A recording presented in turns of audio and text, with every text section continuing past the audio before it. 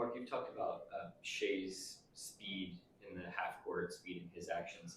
What have you made of your team speed in the half court, not necessarily compared to last year, but just as over the course of time, what you guys have done in terms of amping that up and making it consistent?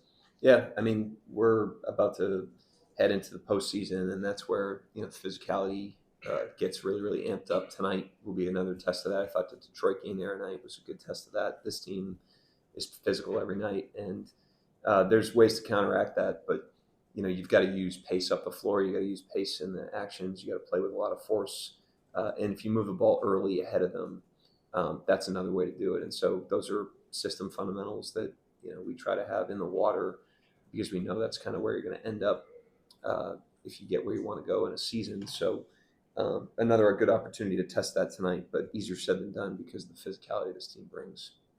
Mark, I know we always talk about experimentation never truly ends. I do wonder though, because you said something last week along the lines of like Joe and Che, the things they can do, that's a staple. What's there. When do you reach that sort of point within where you view it as a staple? Because to me that kind of sounds almost complete. Maybe you're still experimenting with it, but it sounds relatively complete. Yeah, I mean, we're still experimenting with our team and with, and I would say exploring. It's not experimental. It's not like everything we try we think will work. Let's be clear on that. Like we're not just throwing stuff against the wall. We're doing things that we think will work. They're educated guesses more than they are experiments. But we're still exploring Isaiah Joe's game and expanding that. And when I talk about that being a staple, it doesn't mean that you lock into it. We know what it is and we know how impactful it is. We know when we can use it. But it doesn't, one thing you could do is you could say, okay, that works. We know that works. And that becomes Isaiah Joe's role. But that limits you in the long term.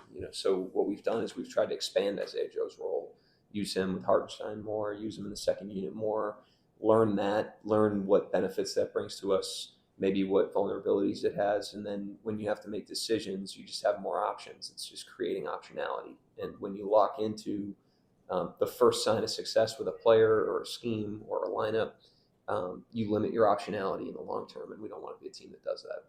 So as far as staples go, like I know Chet and Dub have played together, like in lineups with reserves. And this time it's Chet is back.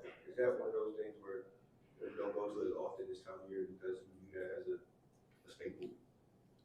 No, I mean, we're just prioritizing other things. We're prioritizing the double big in some of those units, prioritizing Chet at the 5 with the starters the other night. You can't, every time you do something, you're doing it at the expense of not doing 100 other things. And so we're just trying to prioritize and find the best things we can. Coach, you had the chance to coach Alfred Schengen during the All-Star game. What did you like about Schengen's game, maybe seeing it a little bit different way? Well, the All-Star game is the worst possible place to evaluate a player's game. So I can speak to Alfred Schengen from watching on film, but the All-Star game is not a place to do it. I've known him a long time. We spent time with him in the draft process. That was the first time I had interacted with him since then. So it's nice to see him, and it seems like he's doing really well and is really happy here. So I'm happy for him. That's a great accomplishment for him and for any player.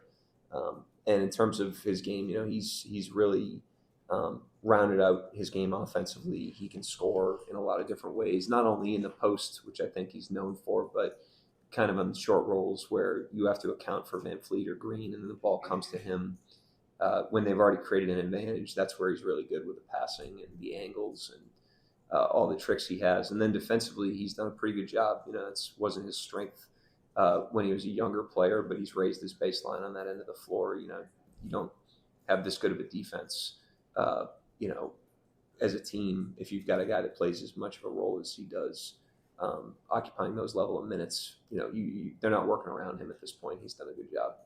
Mark, this is a weird situation where you guys are playing 5 times during the regular season just because of the NBA Cup. Does that extra familiarity add to just the value of the test that this game will be tonight? Well, we're still in the mode of trying to improve, and there's a lot of ways to improve, but one way to improve is to play against really good teams. And so it's a good thing when you play a really good team 5 times because it forces you to raise to a certain level to beat them. And the level's higher against the better teams. So, this is a tough test tonight. We're on the road. They're playing well. They're playing with a level of hunger because of seeding and positioning. They just clinched a playoff spot. So they're going to be ready to play, and they're going to be up to play us. And that's a good challenge for us at this point in the season. They won't have Dylan Brooks tonight. Obviously, he's one of their top defenders. But what have you seen from Ahmed Thompson on that side of the floor? Yeah, I mean they're pretty good, top to bottom defensively. There's a certain expectation that they play with. I think they're incredibly well coached. I think Coach Udoka has done an unbelievable job of like ripping, a young team up to a certain baseline of physicality and toughness, which shows with all the players that go on the court. But yeah, I mean Thompson is great on that end of the floor. Eason's excellent. He's a disruptor like Brooks. And then Van Fleet's always been a very underrated defender, probably because of his size. Green and Şengün have done a nice job developing in that area. Adams is obviously a really good defender. I mean, they get good defensive personnel, good schemes, but they also have like an edge and a toughness that is potent when you play against them. Kelvin and Alex were on a podcast, and they were kind of talking about Isaiah Hartenstein's passing, and just saying that they get the sense that he genuinely enjoys passing. Like, is that something you can sense that he passes down just because he's good at it, because he enjoys it? Hartenstein? Yeah. Yeah, I think, yes, he enjoys passing, but he plays to win. That's the real takeaway to me with him is he plays to win the game. He doesn't play his stats. He doesn't play he's never distracted from what the team needs. And so he'll do a number of things that are invisible value to a team. Not only the way that he passes, like I said before, he doesn't just pass for assists. He passes to move the offense and move the ball. He's got an excellent feel for that. His ability to get catches, his crashing on the offensive glass, has elevated not only our team rebounding because of his rebounds, but it's elevated other people's rebounds because everyone has to account for him. And then defensively, great communicator, great rim protector, tough, great block out guy, great rebounder. He does all the dirty work, and that's a sign of somebody that's really committed to team success. Anybody else? Thank you, Coach. Yep, thank you. Thank you.